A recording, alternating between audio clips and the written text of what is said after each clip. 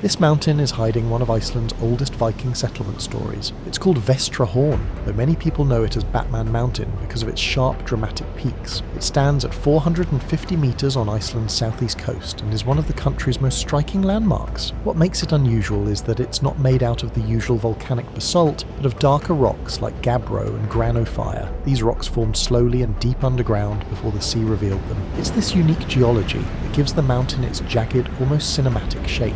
At its base you'll find sweeping black sand beaches and dunes, created from volcanic ash. But with the wind and tides constantly reshaping them, the landscape never looks quite the same twice. But Vestrahorn is more than just striking scenery, as over 1,000 years ago, one of Iceland's very first farms stood here. It was founded by Hrollaugur, the son of a powerful Norwegian earl who left his homeland to start a new life on these remote shores. Centuries later, this same coastline, just called Stokksnes, was used as a military outpost during World War II and even into the Cold War. So Vestrahorn isn't just a mountain, it's a place where Iceland's natural forces and human history come together, carved by fire, shaped by the sea, and remembered in stories that reach back to the very first settlers.